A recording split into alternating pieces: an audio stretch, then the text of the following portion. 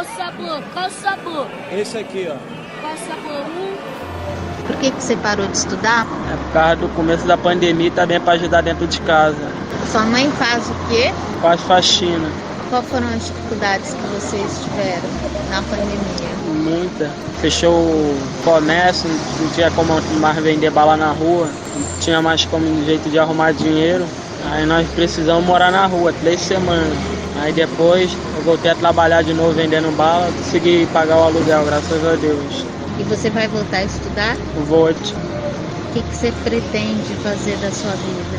Meu sonho é ser advogado, tia. O diálogo que acabamos de ouvir ilustra uma situação que se tornou mais comum do que gostaríamos no contexto da pandemia de Covid-19. O de adolescentes que abandonaram a escola porque se viram forçados a trabalhar para ajudar no sustento da família. Nossa equipe foi às ruas de Copacabana, no Rio de Janeiro, conversar com jovens que trabalham vendendo balas nas esquinas. A maior parte deles mora na Baixada Fluminense e passa o dia no bairro da Zona Sul Carioca até conseguir o dinheiro do mês. Só depois disso é que voltam para casa. Eles aceitaram falar com a gente, mas pediram para não ser identificados. Sou estudante, estou no 9º ano do ensino fundamental. Venho aqui para Copacabana para trabalhar nos meus dias que não tem aula, para poder ajudar minha família dentro de casa. Minha mãe é sozinha, eu tenho 3 irmãos e nessa pandemia está muito difícil. Eu sou o mais velho da casa e tenho que correr atrás para ajudar minha mãe, que além de tudo ela merece tudo do mundo. Embora histórias como as desses garotos tenham ganhado visibilidade no cenário da pandemia de Covid-19, elas não são novas. Estão vinculadas a um problema de fundo que marca a sociedade brasileira e tem relação de causa e efeito na educação do país: a desigualdade socioeconômica. Essa tem sido uma das maiores barreiras para se alcançar a equidade na educação, como vamos acompanhar nesse episódio do artigo 205.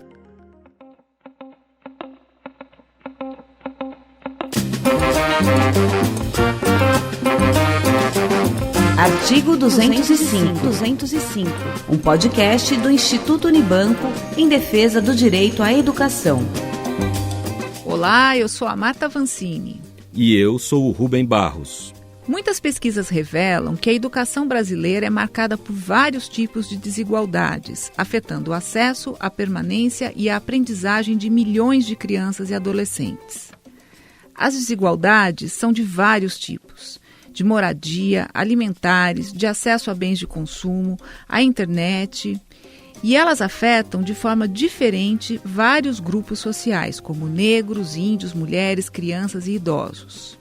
Um estudo recente do economista Ricardo Paes de Barros concluiu que crianças pobres, negras e nordestinas chegam a se alfabetizar até 1 ano mais tarde do que crianças ricas e de outras regiões do país.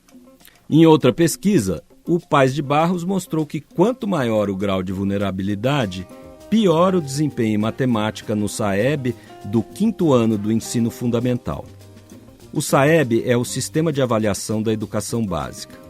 A pesquisa compara alunos brancos que moram na região sul e têm pais com escolaridade completa e meninas negras, moradoras do Nordeste do Brasil, com pais analfabetos e família com condição socioeconômica precária. Entre os alunos brancos, 35% atingem pelo menos o nível básico no SAEB. Já entre as meninas negras, somente 5% delas chegam a esse patamar. Essas discrepâncias persistem com leve melhora dos indicadores educacionais nos últimos anos. A PNAD de 19, por exemplo, mostra que, em 2 anos, o percentual de pessoas que concluíram pelo menos o ensino médio passou de 46,2% para 47,4%. Um avanço tímido, a gente pode chamar assim, né? É verdade, Rubem, que esse é um dado positivo, né? Mas quando a gente analisa o recorte por raça, a PNAD mostra que a taxa de conclusão entre os brancos é de quase 56%.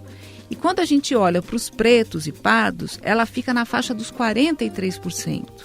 E aí vem a pergunta: como que a gente explica tanta diferença e de onde vem tanta desigualdade?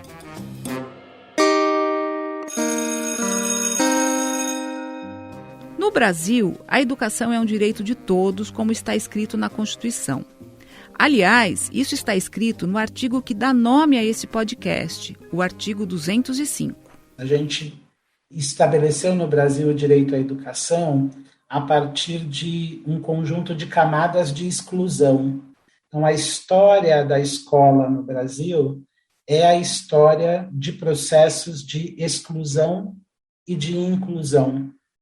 Se a gente retomar a história da escola brasileira, a gente vai entender que, durante todo o século XIX, por exemplo, esta escola estava destinada apenas às pessoas brancas, porque as pessoas negras, durante quase todo o século XIX, viviam ou sob a condição de escravizadas, ou ainda que elas fossem livres, o direito delas frequentarem a escola era muito inseguro. Esse que nós ouvimos é o educador e pesquisador Alexandro Santos, diretor-presidente da Escola do Parlamento da Câmara Municipal de São Paulo. Segundo ele, as barreiras enfrentadas pelos negros no acesso à educação mudaram de configuração no século XX, mas não deixaram de existir. O veto à presença dessas pessoas negras no sistema escolar brasileiro continuava presente. Agora, não mais por uma questão legal, mas por uma questão objetiva das condições materiais do sistema escolar no Brasil. É um sistema escolar que, ao longo do século XX, era caracterizado por um número de vagas inferior àquilo que precisava e, portanto, com um mecanismo seletivo de quem entrava, e também um sistema escolar que, quando foi se expandiu com uma qualidade hierarquizada, né? Um desses mecanismos de seleção era o chamado exame de admissão, usado para selecionar os estudantes que teriam direito a ingressar no ginásio, o nível equivalente ao atual Ensino Fundamental 2. Esse exame foi introduzido na Reforma Francisco Campos em 1931 e vigorou até 1971, ano de uma reforma da LDB que introduziu os ensinos de primeiro e segundo graus. Carlos Roberto Jamil Cury, hoje professor adjunto da Pontifícia Universidade Católica de Minas Gerais e uma das maiores autoridades em termos de legislação educacional do Brasil, teve de enfrentar essa barreira após terminar o ensino primário. É ele que relembra a situação. Uma guilhotina dentro do sistema de ensino era o chamado exame de admissão. Então, o que acontecia? Embora a instrução primária, o ensino primário, como então se chamava, ele fosse gratuito e obrigatório pela Constituição de 1946, na regulamentação que ainda vinha das leis orgânicas de Gustavo Capanema, tinha esta determinação. O sujeito, para entrar no ensino secundário, que então era o que nós poderíamos chamar hoje os anos finais do ensino fundamental, havia um exame. Esse exame de admissão, ele era muito rigoroso. Por quê? Porque ele tomava todo o conteúdo que o aluno ou a aluna haviam aprendido ao longo dos 4 primeiros anos. Mas, mesmo que ele passasse, havia uma classificação de acordo com o número de vagas que houvesse no chamado ginásio. E o corte era essencialmente econômico, pois aqueles que ingressavam no ginásio eram justamente os filhos das famílias com melhor condição econômica. Eu dou o meu exemplo. Eu fiz cursinho para exame de admissão. Imagina, um menino de 10 anos fazendo cursinho para o exame de admissão. Passei, com certa dificuldade, mas passei. Meus colegas, muitos dos meus colegas, não fizeram cursinho, não puderam. Então, eles foram para quê? Eles foram trabalhar no comércio e eu prossegui os estudos. Então, aí você tem uma distinção muito grande, uma desigualdade muito grande e até mesmo uma discriminação. A experiência pessoal de Jamil Cury remete a uma característica do sistema educacional brasileiro que funciona como um dos principais fatores que alimentam as desigualdades educacionais. A coincidência entre as chances de socialização por meio da escola e uma estrutura familiar mais sólida, com acesso à moradia e renda. A escola tinha uma expectativa do aluno que havia passado no exame de admissão, que era preenchida pela socialização familiar daquele menino e vice-versa.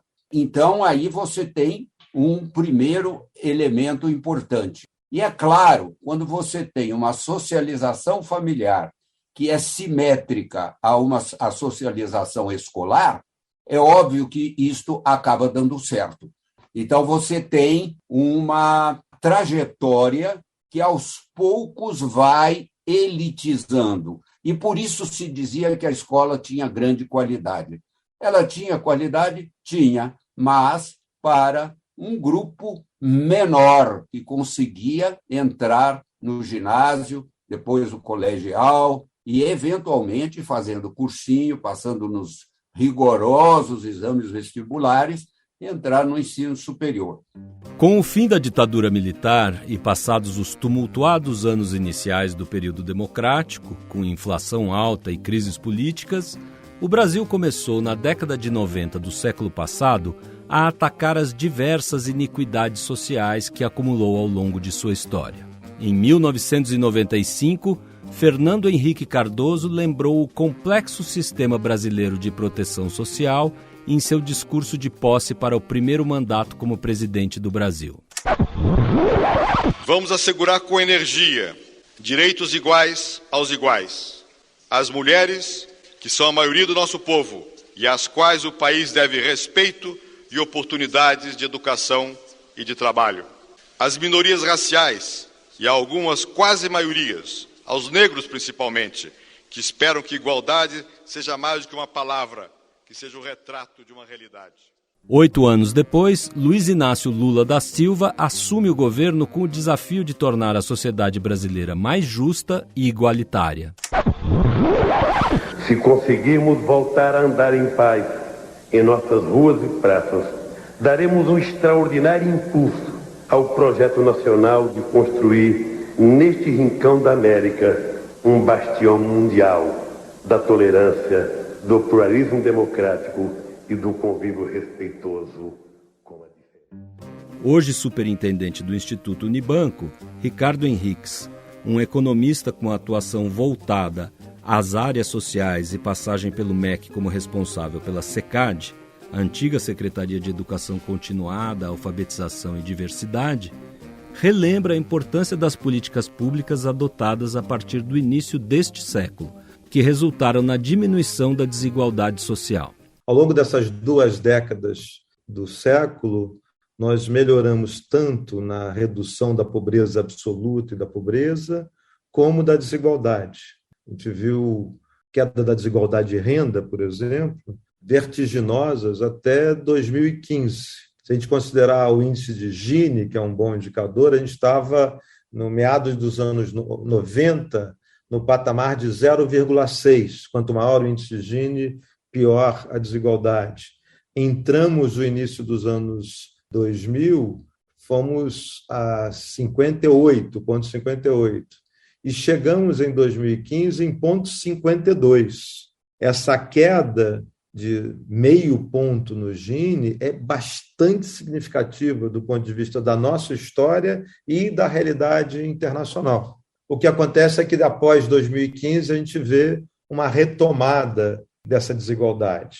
Nós perdemos a capacidade do trabalho informal ser um certo colchão de amortecimento dessa crise de renda e, como sabemos, além do fenômeno mundial da pandemia, com o fechamento das várias atividades econômicas, também tivemos um descaso, um desgoverno do ponto de vista da orientação do governo federal, que agravou as condições de renda como um todo e aumentou, o que mais importa, para a análise, a pobreza extrema numa intensidade que nós nunca vivemos. A insegurança alimentar está em níveis devastadores e com volume de população na miséria gigantesco.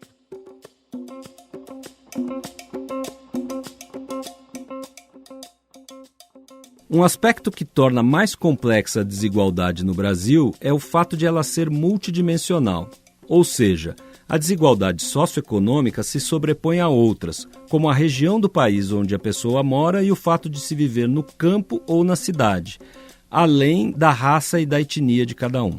Tudo isso foi agravado pela pandemia e impactou a educação, especialmente no norte e no nordeste do país, onde os indicadores tendem a ser piores do que em outras partes. É muito sério a desigualdade educacional, né, que vem da desigualdade social. Com a pandemia ela agravou muito, ela agravou demais mesmo, isso é muito preocupante. A gente teve cenas catastróficas, foi horrível. Mas eu acho que a secretaria que mais trabalhou foi a educação mesmo, que ajudou até mais que a saúde, né? A saúde estava um caos. Essa é a Zilene Trovão, gestora do CIMI, professor doutor José de Aldemir de Oliveira, que é o primeiro dos 7 complexos de educação integral previstos para atender os alunos da rede municipal de Manaus.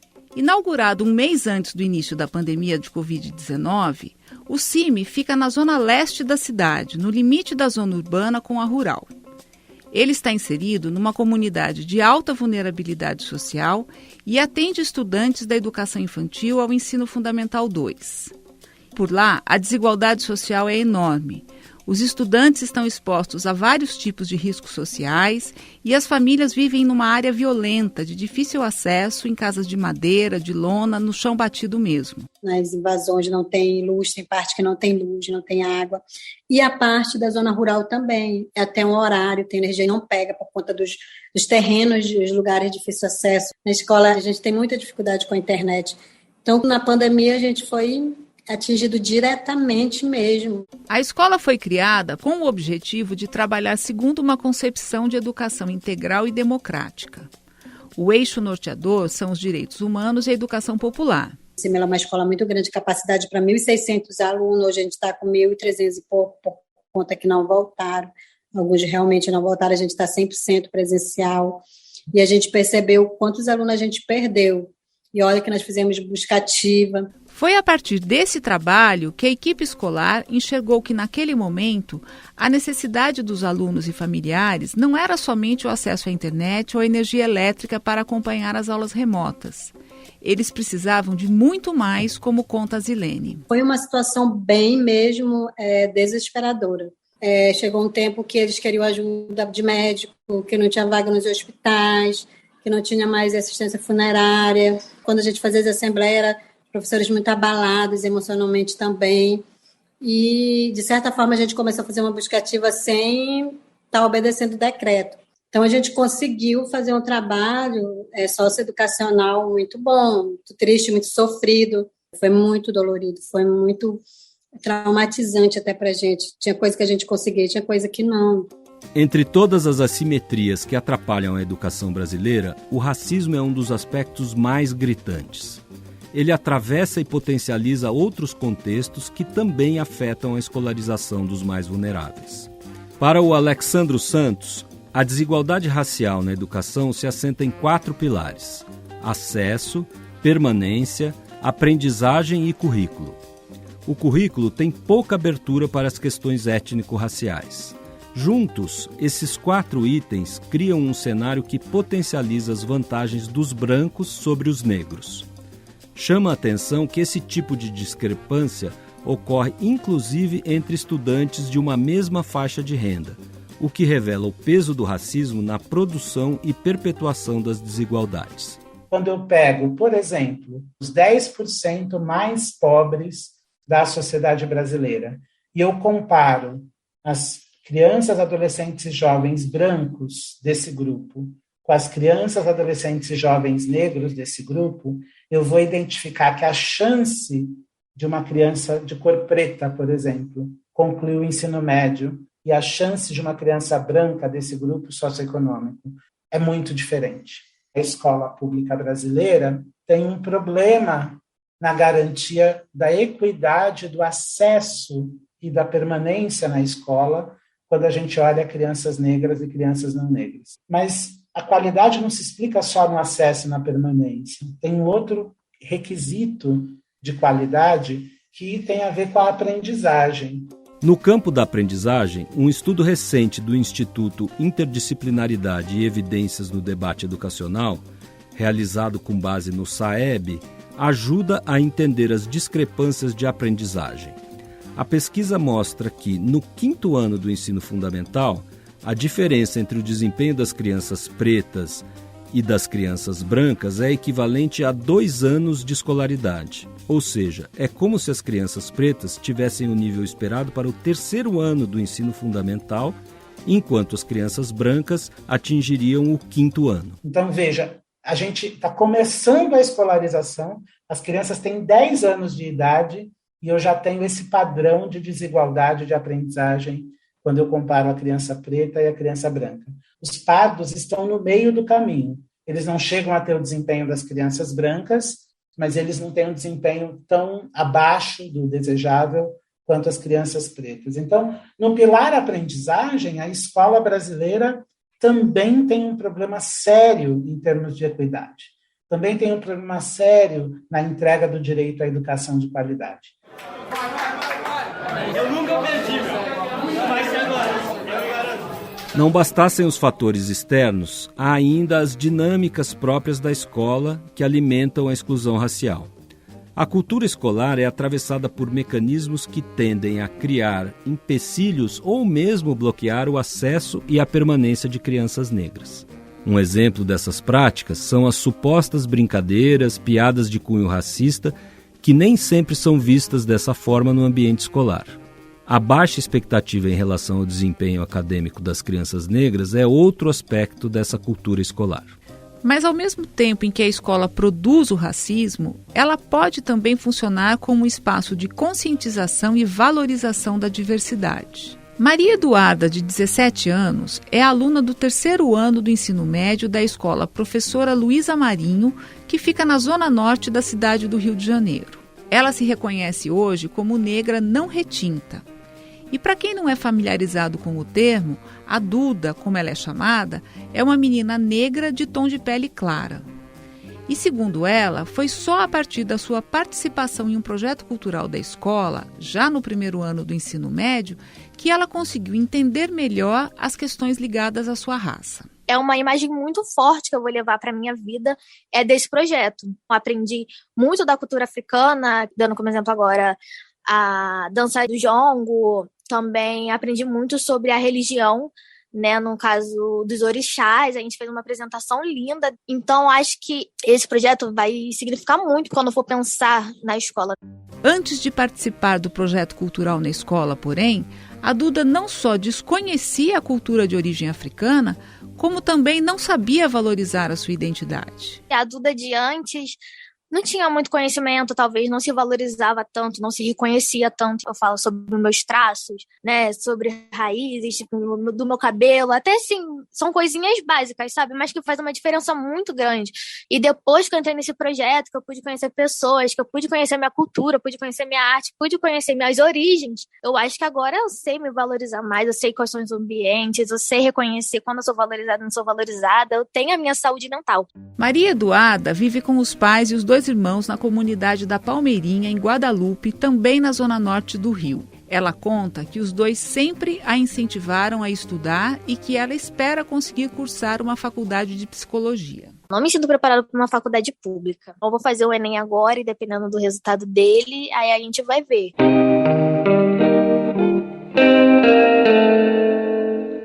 A escola pode desempenhar um papel relevante no enfrentamento das desigualdades, mas sua superação depende de políticas públicas consistentes. Nesse sentido, o Brasil ainda tem um percurso a fazer, apesar da legislação educacional ter como norte o direito de todos à educação, como enfatiza o professor Jamil Khoury. Nós temos um outro elemento que perpassa, não é, toda esta época, dos anos 50 para cá, que é justamente o que eu costumo chamar de continuidade da descontinuidade. Você tem, seguidamente, a rotatividade dos governos, eleitos ou não, em que cada um novo que entra se julga o marco zero da história. E o que veio antes dele não presta. Então, no interior do sistema educacional, você tem uma descontinuidade que é muito prejudicial ao processo de ensino-aprendizagem, portanto, à permanência dos estudantes na escola. Aliada à colaboração entre os entes federativos, a continuidade das políticas públicas foi um dos fatores que permitiram que o estado do Ceará tivesse uma evolução expressiva no IDEB, o Índice de Desenvolvimento da Educação Básica, entre os anos de 2005 e 2019. O estado saiu de 2,8 no Fundamental 1 e no 2 e passou para 6,3 e 5,2, respectivamente. Se o racismo é um problema histórico, presente em todo o Brasil, seu peso não é igualmente distribuído em todo o país. No caso do Ceará, as políticas públicas para diminuir as desigualdades tiveram um foco diferente, na equidade. Isso se explica pelo fato de o estado ter o menor percentual de pessoas que se declaram negras em todo o Nordeste, segundo dados do IBGE. Esse número está em torno de 5%, contra 22% da Bahia, por exemplo. Já o número de pardos alcança os 65%. Hoje vice-governadora, Isolda Sela foi secretária de Educação de Sobral e do Estado do Ceará entre 2001 e 2014. Ela foi uma das pessoas responsáveis pela introdução e continuidade de políticas educacionais que levaram o Estado a obter bons índices educacionais contra a desigualdade. Isolda conta pra gente a visão que permeou a sua atuação. Quando eu me reporto para o que nós encontramos lá em 2001, em Sobral, na rede pública, nas escolas públicas de Sobral. Foi ali minha primeira experiência, meu primeiro encontro, como eu digo, com a escola que não ensina, né? Uma escola que convive, que assiste e que se sente impotente, inclusive, com relação ao fracasso, né, das crianças, a começar da alfabetização.